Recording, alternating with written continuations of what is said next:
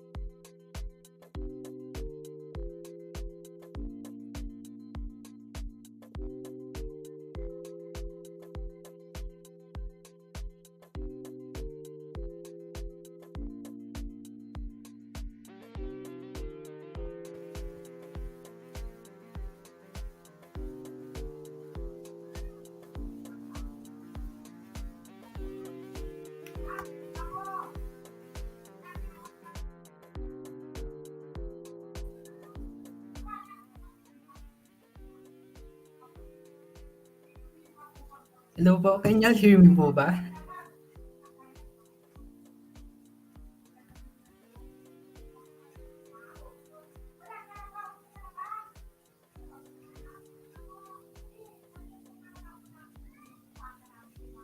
Rinig po ba? Type I miss you if yes. Type balik ka na if no. So, yeah. Hi. Since di ako napag-attend ng orientation po, I'll introduce myself muna. Parang first day of class lang ah. So, hey guys, I am Mark Joseph, a grade 12 STEM student. You can call me whatever you prefer, Mark or Joseph. And yeah, welcome to our study session for reading comprehension. So, kumusta pala kayo? Kaya pa ba ng mga brain cells nyo? This is your third session for today, right? Kayo na is science and math. Ngayon naman reading comprehension. Don't expect too much. I don't even know why I am here. Before we start, I need your cooperation to us since reading comprehension nito and there's no formula or parts naman dito unlike sa math and science, hindi naman pwedeng mahanap mo yung main idea or tone ng author using y equals mx plus b or pi r squared, di ba? So, anyways, let's start. So, bakit nga ba nila ini-include itong reading comprehension sa mga exams?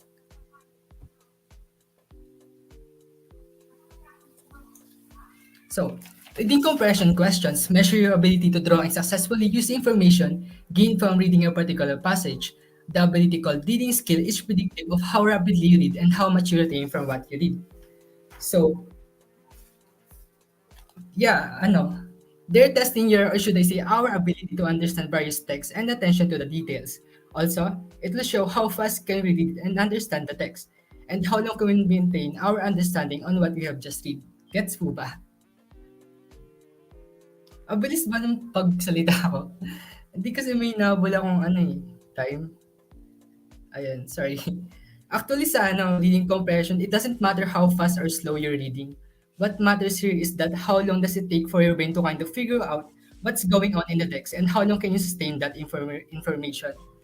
So, but because this is an exam and we are under time pressure, so speed talaga ang kailangan. Speed sa pagbasa and speed sa pag-process ng brain. So, next. Here are the tips for reading comprehension. Questions before passage. Ayun, kasi baka sa isang passage naubos na yung time mo kakaintindi. Alam mo pala mas kaya mo pala intindihan yung isang passage. Di ba? Sayang yung time.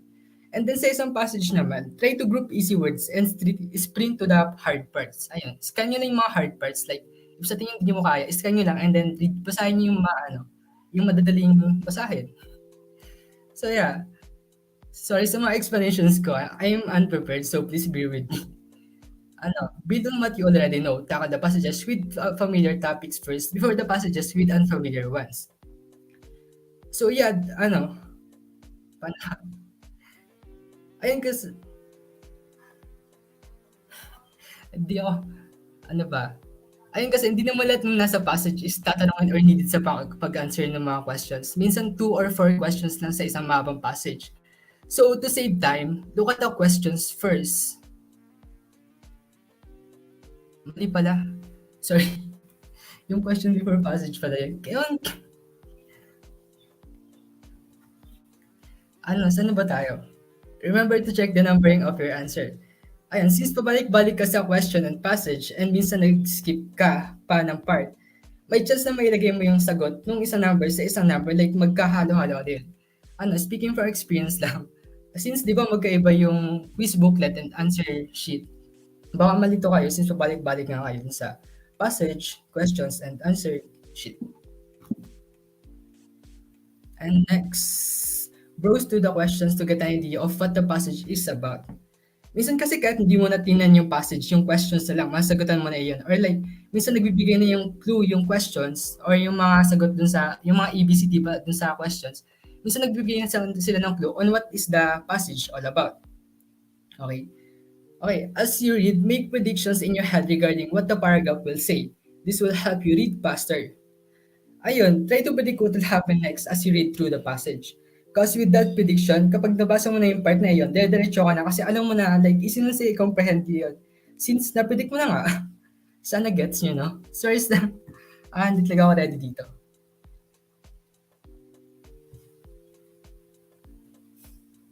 Ayan. To read faster, skim the passage, pay attention to the title, subtitle, other headers, and introduction. Do skimming because we don't have enough time to read an entire text. Unless mabilis mo natapos yung ibang text, di goods, mas madaming time yung mas nadagdagan yung oras mo. Also, as to what I had said earlier, we don't need all the information at details on the text, except kapag ang tinatanong is about sa theme, tone, structure ng text, message, etc. Kapag yun ang hinahanap, yung mga tone, theme, or attitude ng author, look for the keywords, bold words, headings, and titles, first and last sentence, because it may give you a clue on what or hint. Kasi 'di ba minsan tingin mo pa lang sa intro or sa title nung passage, alam mo na kung about saan yung passage nga in text. Okay? So, saan na ba? Find what reading technique suits you or best for you. Ayun lang, parang yung sa paghanap lang yan nung preferred learning style mo eh. Like, may taong preferred yung visual, auditory, verbal, etc. While deep naman sa reading comprehension, para mas mapabilis ang iyong pagbasa at pag-intindi, finding what reading technique or strategy works best for you is a big help talaga. Ang alam kong mga reading technique is yung skimming, scanning, extensive and intensive reading, ano ba ba? Hindi ako sure kung yun talaga. May alam pa po ba kayo? Feel free to share it ha. Drop nyo sa comments para maka-help, para makatulong sa iba. Ayun. Ayun next.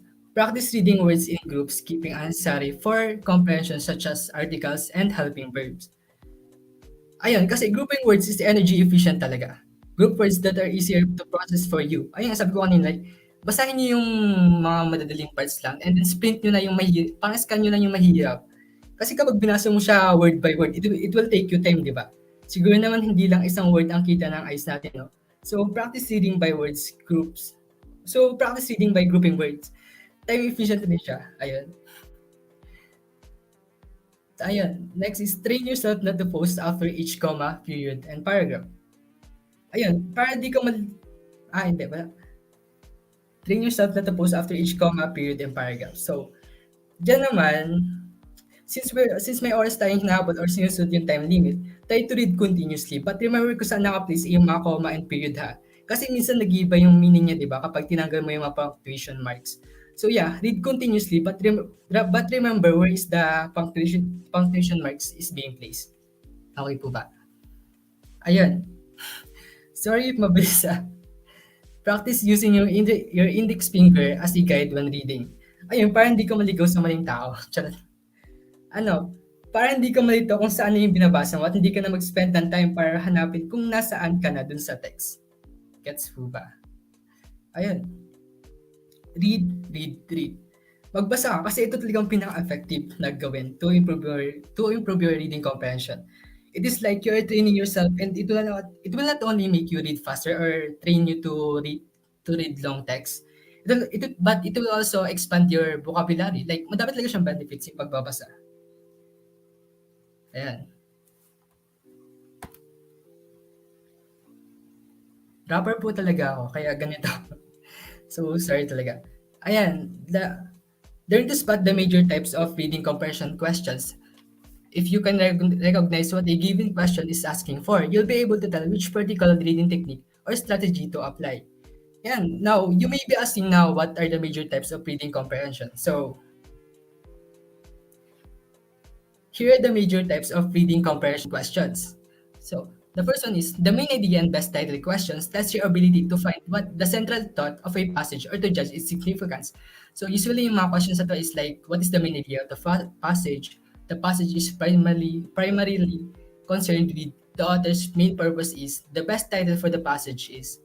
So yeah, ano ba yung main idea? So the main idea is the key information that the author wants you to know after reading the text. It is like the message or meaning that the author wants us to receive or understand. Basically, ask yourself what is the main point that the author wants you to know. Ayun. The title, headings, first and last sentence, and repeated ideas inside the text may help you find the main idea, also on finding the best title. So, next. Oh, so example, try nyo sagutan to.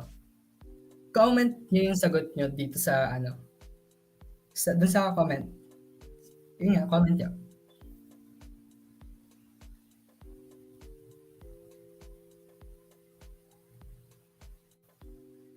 Dali kasi yung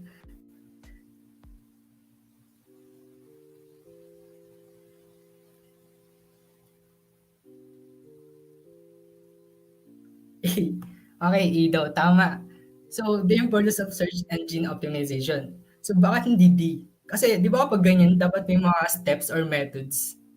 Hindi ko na kailangan explain. Alam nyo na rin naman po yan. Ayan, very good. Nice one. Okay, next ko na po. Ito po. Next. Try yung sagutan. Madali lang yung nahanap ko kasi wala akong time. Ayun.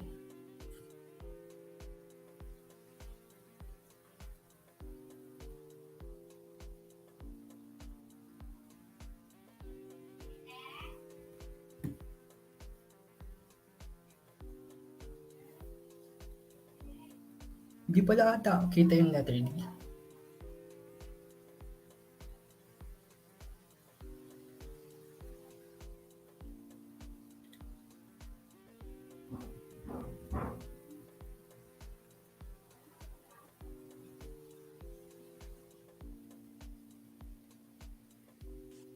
Okay, letter B, tama. So bakit hindi tong letter D, the rise of game up? The rise of game up pala. So, di ba kasi kapag ganyan, di naman din state dito kung paano nag-rise yung, basta, letters, yung letter C, baka hindi Flappy Bird app. Hindi naman ni-state dito kung ano yung feature ng Flappy Bird app. Hindi naman ni-state kung paano laruin yung Flappy Bird app, di ba? So yeah, tama. Very good. Sorry for my bad explanation. Ayan, next. Noting details, that's your ability to understand what is stated explicitly in the passage. These questions are easy to answer, so tackle them first. So, yung mga questions nito ay mostly nagsistart sa according to the author, according to the passage states that which of the following statements is supported by the passage. So, to put it simply, you are summarizing the passage. Like, kinukuha mo yung mga details dun sa passage, yung mga necessary information. Okay? So, example tayo. Try to answer this.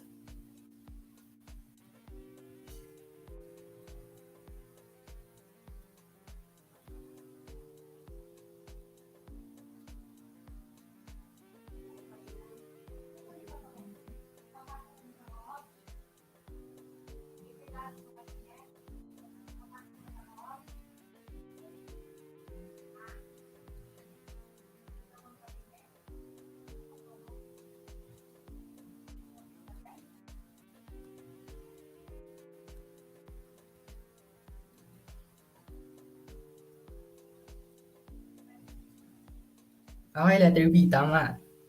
Okay, next. Puno kasi yun, kita niyo ba?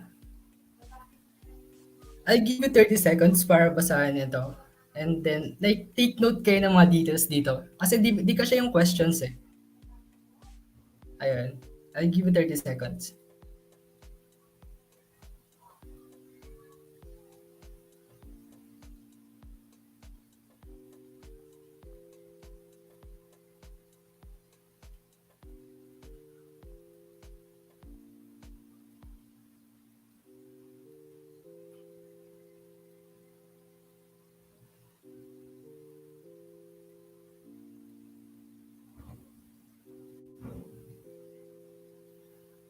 Okay.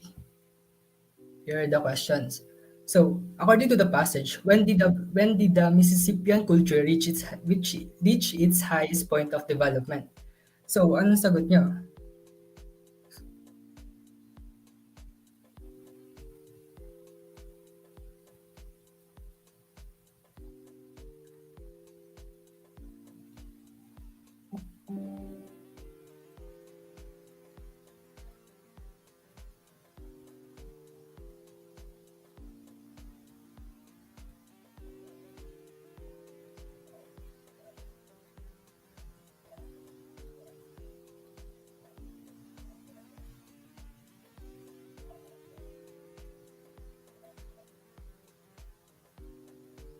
Ayan, letter C. Gagaling niyo naman. Di na ako magtuturo. Kaya niyo na. Tigilan natin to. Ayan. Next. Interference questions test your ability to arrive at a conclusion by indirect means by reading between the lines and using logical reasoning. You must go beyond the author's explicit statements and analyze what these statements imply. The answer to an interference question is a paraphrase or an interpretation of an explicit statement in the passage. So, if yung noting details is summarizing or like kinukuha mo yung mga details, sa interference question naman is like you're making conclusions as to the word itself, interfere. Ikaw ay nangaialam dun sa passage. Kaya nga sabi dito, the answer to an interference question is a paraphrase or an interpretation of an explicit statement in the passage. So, mostly nag-start to sa it can be inferred from the passage that the author implies that the author apparently feels that according to the passage, it is likely that. So yeah, here's an example. Ayan, puno na naman. Sorry.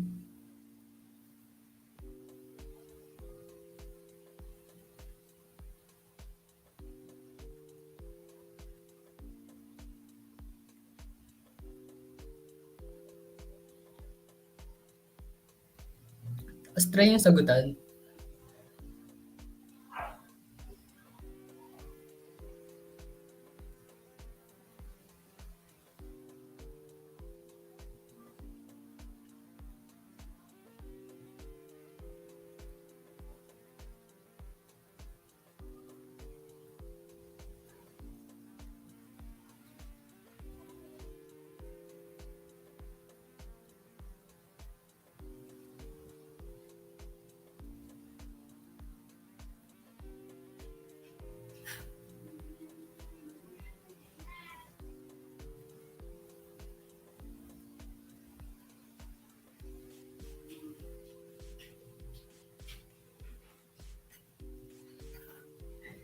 Hindi.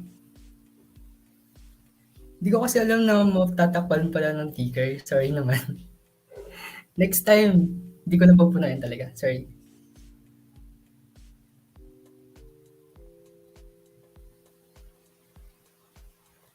So yan, iba-iba ang sagot nyo. So let's go analyze the text.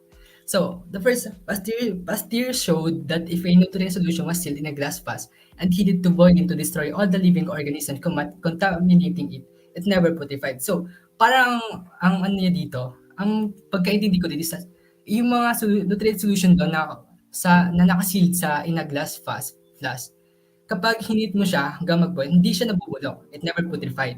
Ayun yung claim ni Pasteur. Well, ito naman the proponents, 'di ba yung proponents is parang yung mga people na nag-a-advocate ng mga theory, yung proponents, yung parang tao, sila. Ito nga, spontaneous generation, 'di ba theory siya na ano, theory siya na pagkakaalam ko is yung living organism daw can be created or originated from a non-living object or matter.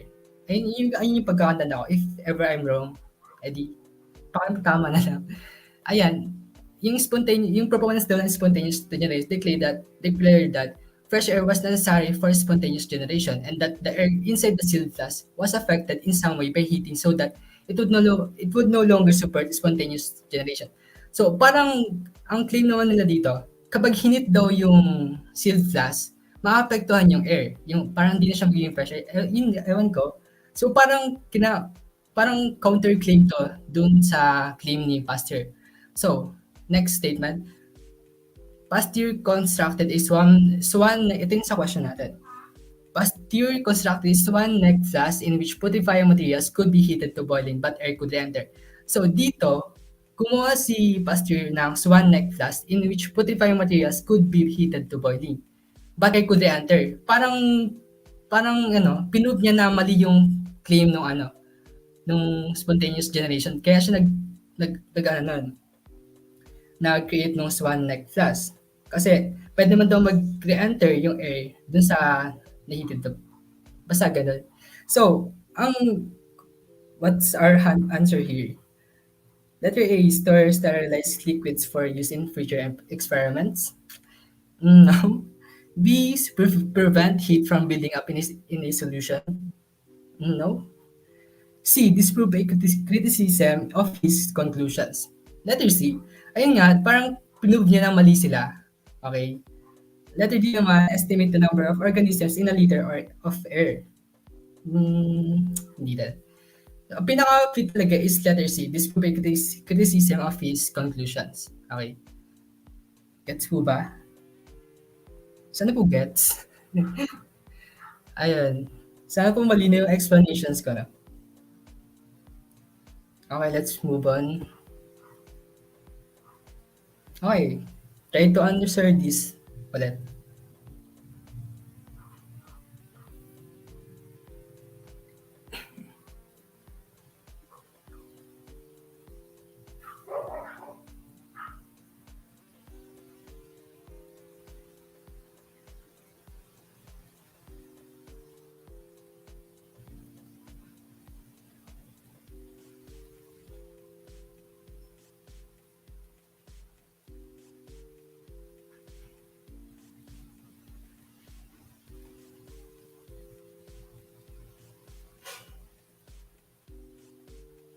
Okay, very good, letter B. Di ko na ata kailangan explain since alam niyo na yung sagot.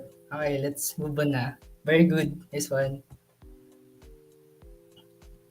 So, tone or attitude questions test your ability to sense an author's or character's emotional state. They require an overall analysis and understanding of the passage rather than individual bits of evidence. Wait ka na, lobat ako. Sige, charger.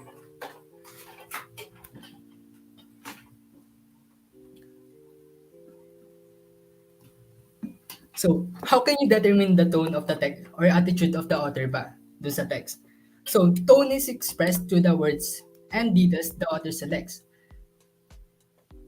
So, with that information, you must analyze and notice how these words and details are used in the text to determine the tone or attitude of the text of the author or the character. Okay? So, yung mga questions na tone or attitude questions is mostly starts with the author's attitude can be described as the author's presentation is marked by a tone of the passage indicates that the author is feeling blah blah blah blah. Ayan. Ayan, puno na naman. Sorry. Ayan, try to answer this.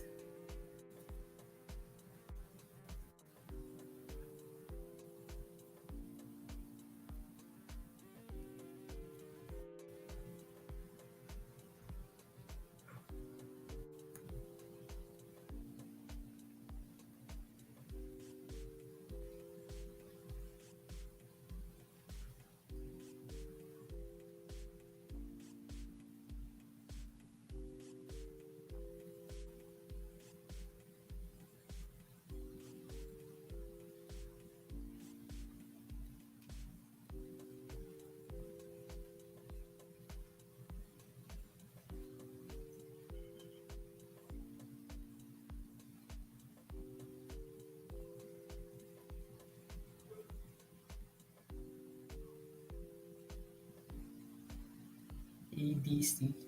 Ayan, magkakaiba naman kayo ng sagot.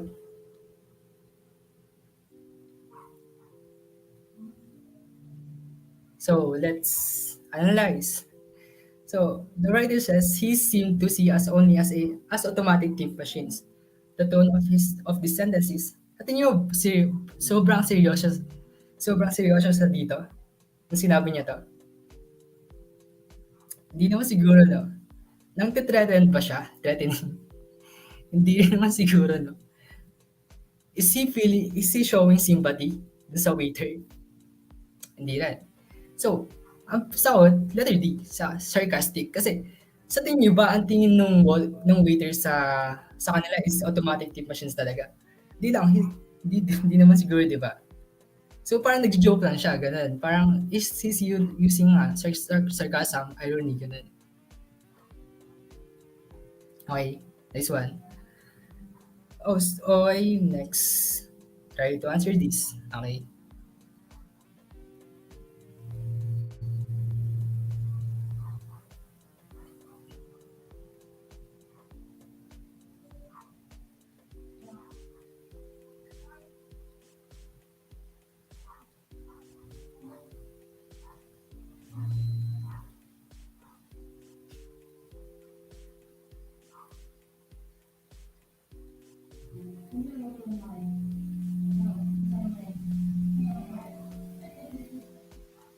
Okay, very good. Letter B. Okay, next one.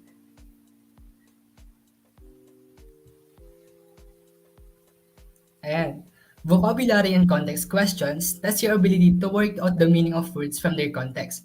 Context is the text surrounding a word, as one of them may be its synonym. Ayun nga, di ba? Sabi ko kanina, huwag kayong matakot dun sa mga words na you think is difficult at hindi mo alam yung meaning kasi there is this thing that we call context clues, which is a hint that we can use to understand the meaning of that specific words. Okay? Like yung isang word, malalaman mo yung meaning niya using the words around it. Kasi di ba minsan nag-iiba yung meaning ng words pag ginamit mo siya sa different situation. Okay? So, try to read this. And then, pakita ko muna pala yung question para alam nyo nga, hanapin nyo nga. Ayan, basahin yung question. In line 5, the word enroachment refers to which of the following? A, the smell of the factories. B, the growth of mill towns. C, the development of waterways. D, the loss of jobs. So, hanapin nyo dito, saan ba yung enroachment? Hanapin nyo, kayo in line 5 daw, what is the meaning of enroachment? Ganun.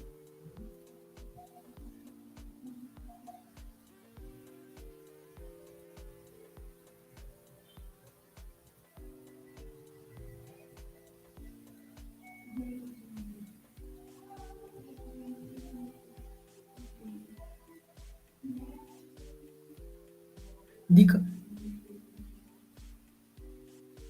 hindi kasi hindi kasya talaga. Pinagkasya ko na to, ayaw talaga. Kaya sorry.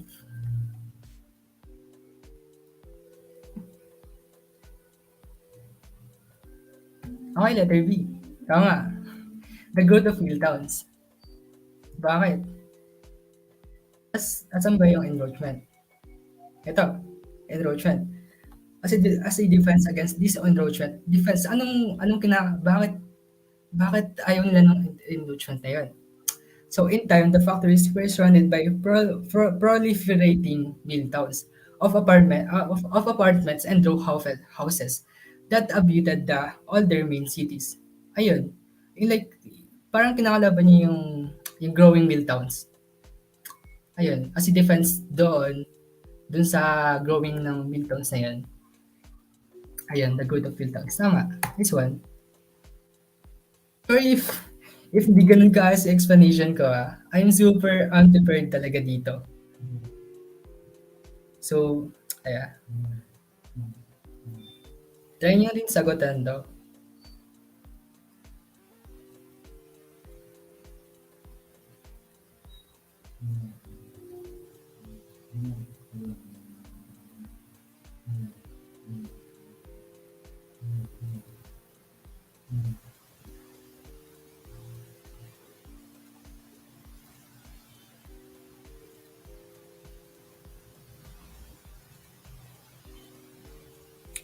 Ayan, letter D, the most distant part. Ayun nga, di ba? Saan ba? Sa po yung extremity. Ito. The rivers and lakes were essential to the Great Fur Empire. People in canoes brought furs from the farthest extremity of the Canadian Shield to Montreal. Farthest extremity, Canadian Shield to Montreal. So, letter D, obvious naman. Letter D, the most distant part. And technique or style questions test your ability to recognize the author's technique or style or the passage method of organization. So, ayun, ide-determine mo yung style or technique na ginamit ng author dun sa passage. As far as I know, yung mga writing styles is yung descriptive, narrative, persuasive, and expository. Ayun. Ayun kung yun ba yung mga writing styles, but please correct me na lang. And then sa methods of organization naman is yung mga patterns ng text. Like, how did the author present the text if it is, ano ba, chronological, cause and effect, comparison and contrast, and main idea and supporting details. Okay? Yes. Sorry for my speaking voice. Ayan. So, itong mga question na to is mostly nag-start sa in presenting the argument, the author does all of the following except ayan, papahanapin kayo ng mga dito kailangan dito ng buong pag-analyze dun sa text eh. So, which of the following best describes the development of the passage? So, here is an example. Ay, wala pa tayong example. Kasi nga, unprepared. Hindi na ako nakahanap na wala naubusan na akong oras. Sorry. So, okay, tapos na tayo dun. Note that they may also ask who is the author. So, in your free time, try to discover, exploring na mga works ng famous author. Ayun nga, try nyo rin mag-discover ng famous author. Ayun na. Kasi minsan tinatanong yung kung sino nagsulat ng passage na to, kung sino nagsulat ng poem na to, ganun. Ayun, where can you find the text? If it can be find ba sa newspaper, sa mga blogs, or sa other sites, ganun. Ayan, what figure of speech is being used? Ayun, parang papahanapin nila sa'yo kung anong figure of speech yung ginamit mo sa line na yun or sa buong text na yun. Di ba yung figure of speech is yung mga metaphor, hyperbole, irony, simile, personification, apostrophe, etc. Ayan. Yeah, next. Okay, let's test your reading comprehension. Ayan. Try to analyze the text and answer this. What review is being described in the poem?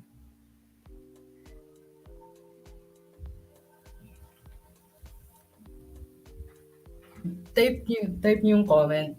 Type niyo yung comment. Type niyo yung answer niyo dun sa comment. What review is being described in the poem? Anong sa tingin niyo yung di-describe?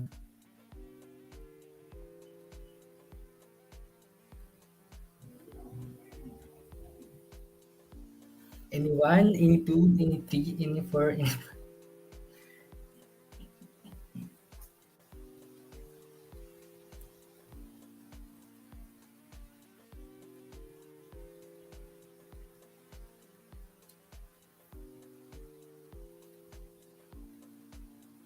Ito na nga 'to pinakamadali dito sa lahat ng mga papagawin ko sa inyo.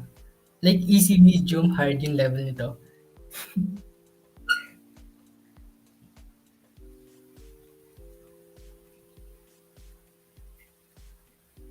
Ayan, tama. Lazy person. Ayun na. So, hindi describe niya dito yung lazy person niya. Dun sa first part pa lang, halata na eh.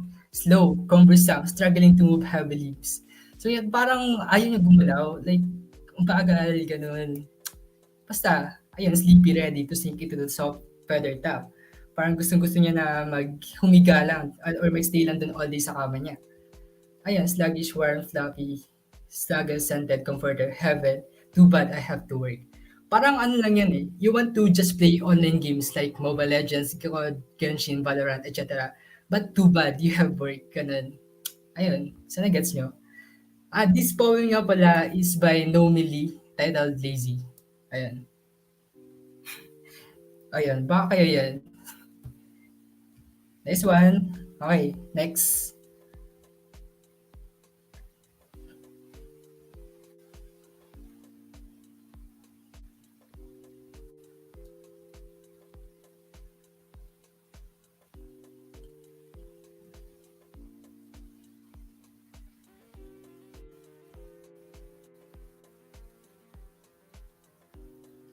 what or who is being described in the poem ulit?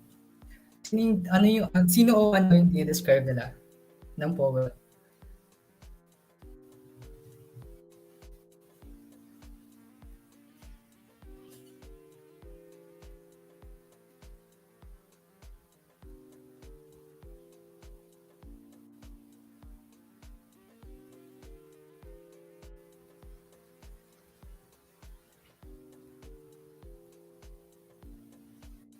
Try nyo lang maghula, even though hindi ganun ka. Basta it makes sense, ganun. Kunyari, na ano nyo, napansin nyo na it describe ganito. Maghanap kayo ng evidence dun sa ano, dun sa poem or passage. Diet. Diet your God. Bakit? Bakit diet? Bakit ano, God? Bakit? Bakit? The moon? Old man? Bakit? State nyo bakit? Bakit yung sagot nyo? Okay, masyado tayong matagal. So, this poem basically portrays the swiftness, and agility of the king of birds. Di ba ako ang king of jungle or animals ba? Yung lion. Ang king of birds naman is ano? Ano yung king of birds? Sige nga.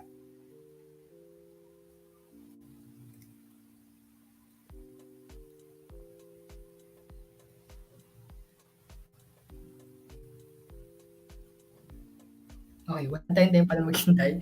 Okay, yung king of birds is the eagle. As stated here,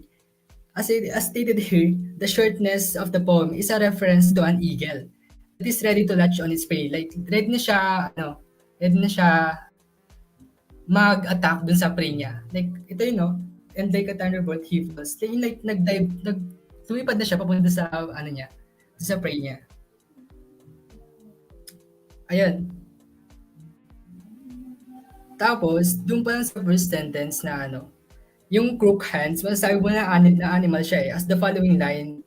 Also, the following line which is close to the sun in lonely lands. Di ba, yung birds is nasa sky and close to the sun yun. Although di naman talaga pinaka-close talaga. Sila yung pinaka-ano. So, ayun, birds na kaagad yung ano dyan. Ayun.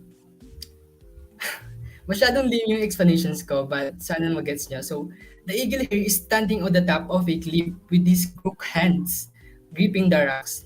He can survey the whole azure world and around and below him. Ayan, yung azure world, yung parang yung ano niya, and yung environment sa gilid niya, surrounding, ayan. Ayun, basta yun na yun, eagle. Sorry. Okay, try to read this. And may kabila ba yan? May kasunod pa siya. I'll give you 15 seconds.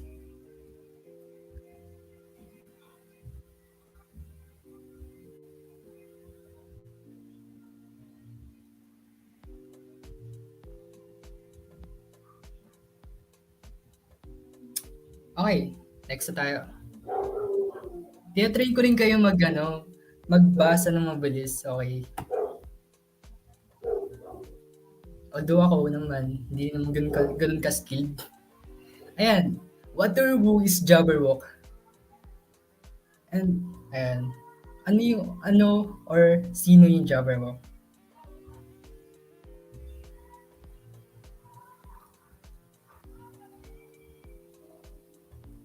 Kung nanonood kayo ng Alice in Wonderland, alam nyo kaagad kung ano yan.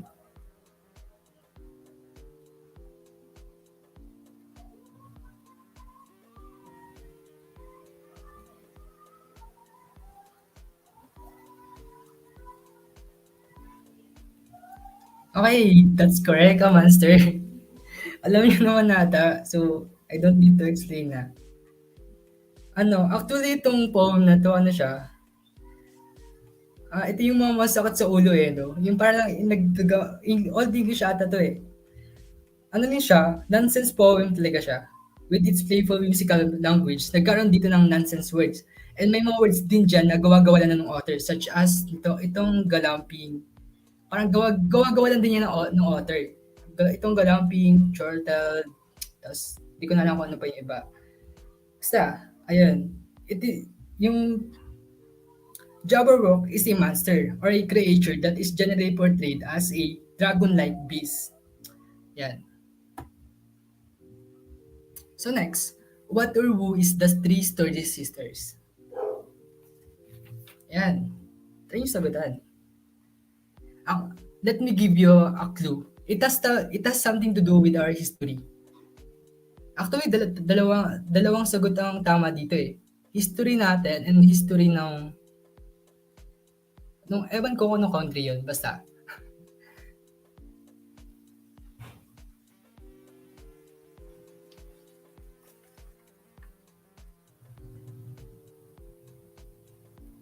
Anyone? Any two?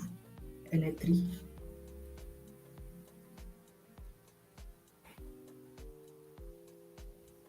Any four? Any five?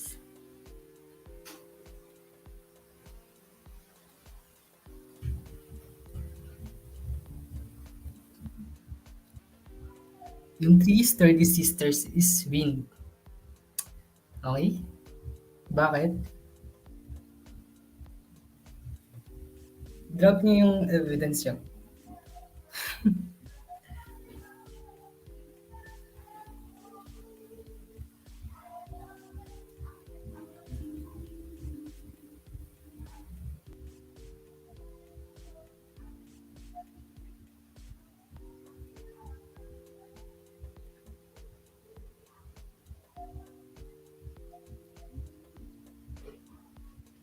May pupuntahan pa kasi ako mamaya kaya mabilis yung pagsalita ko and di maayos yung explanation ko. Sorry. Bawi ako next time. Ganun.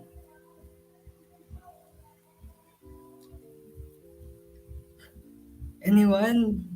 Ba't ayaw yung sagutan to? It has something to do with our history talaga. Siguro sa American history yun. Hindi ko alam. Ships, kinda. Medyo wala siya ships. Ano yun? Three sturdy sisters. Ibig sabihin tatlo. Tatlo siya. Three sturdy sisters. Malapit siya yung ships. Ships sila. Pero ano yung tatlong ships na yan? May pangalan sila. Okay. You're taking too long na. Tapos, masyadong mahaba na yung time natin. Ito, di ba sabi ko kanina dalawa yung sagot dito. The first one is yung kay ano. Okay, correct. Nina Pinta and Santa Maria. Ayun, yun yung first one. Yung kay Christopher Columbus. And yung three sturdy sisters nga, yun nga. Yung kay Nina Pinta and Santa Maria. It was the three ships that the Italian explorer, which is Christopher Columbus nga, used when he started his voyage across the Atlantic Ocean. Ayan. While the other one naman is yung kay Ferdinand Magellan. And yung three sturdy sisters naman is yung Trinidad, Concepcion, and Victoria. Actually, 5 yung ships ni Magellan, di ba? Hindi ko alam kung ano yung nangyari dun sa dalawa. Parang nawala or na-desert or bumalik dun sa ano. Ayan, di ba naging history class na? Ayan. Unexplored entity which dito, saan ba yun? Unexplored entity which also means a new world or country. Columbus and Magellan are both explorer and as far as I know, Ferdinand Magellan was the first one who discovered the Philippines, di ba? So, dati, yung Philippines is unexplored entity siya. So, yung nag-start yun naman na voyage si Magellan, ayun, hindi na. Sana gets nyo, di ba? Now, the three sturdy sisters showed proof. Again, dito, parang nag-start na yung expedition ng mga boats na yan, ng mga ships para ma-explore yung unexplored entity nga na yun. Yun. Dito naman, welcome wing creatures appeared signifying momentous success. This part describes the boats, di ba? Di ba yung mga boats is may wings sila? Yung parang sail, gano'n. Basta ayun. So this passage, parang ginagamit niya yung personification. Hindi ko sure. Hindi naman kasi wala nang wing yung mga tao, di ba? Ayan. Nice one. Ayan, general tips in answering the exams. Since wala na, inad ko lang to, even though hindi naman siya related sa reading comprehension. But, Yeah, always read and understand the questions carefully. Some details can help you find the correct answer more easily when analyzed well, but can point lead you to the wrong answer when disregarded. Kasi minsan, nami-misinterpret natin yung hinahanap ng questions. Like, iba pala yung hinahanap niya, pero iba na yung sagot natin, di ba? Sayang 1 point na yun. Eliminate choices that you know are wrong. This will allow you to focus your attention on fewer choices. Ayun nga, elimination. Yung like, kapag nakita mo yung isang choices doon, hindi siya nag-make sense, tanggalin mo na kagad. If yung isa naman is parang joke na, tanggalin mo na. Yung isa is parang irrelevant naman, ganun. Ayun lang, elimination nga. Most questions have many ways to answer. Try to use methods and information that you know. Ayan. Di ko na alam explain ko siya. Next, you're going to make a guess. If you're going to make a guess, make it logical. Avoid making random guesses. Ayun, kapag manghuhula kayo, make it make sense naman. Wag yung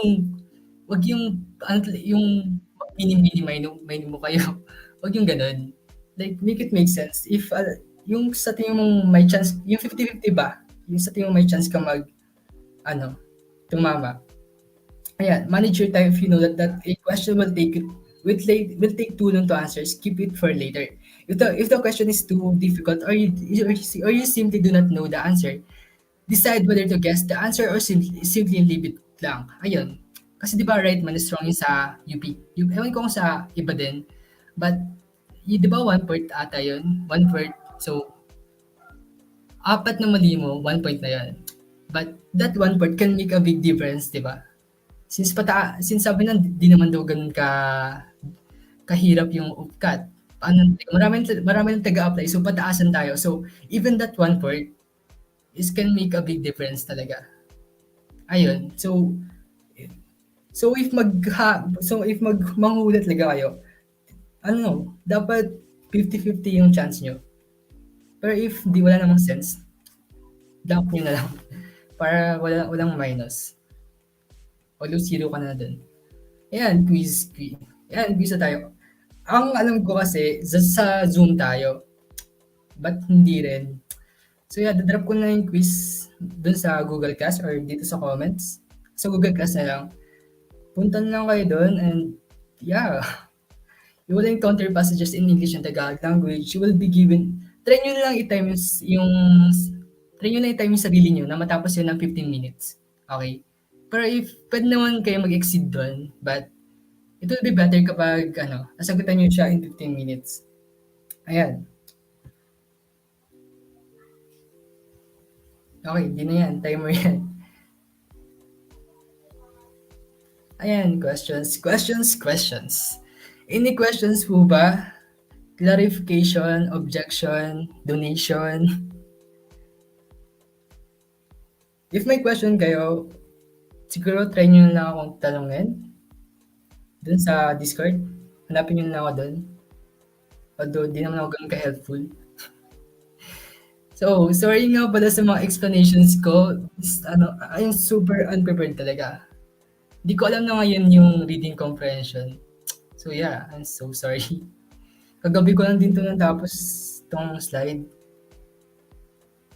Yeah. Thank you. Ayan, thank you. Good luck po sa atin. Yan.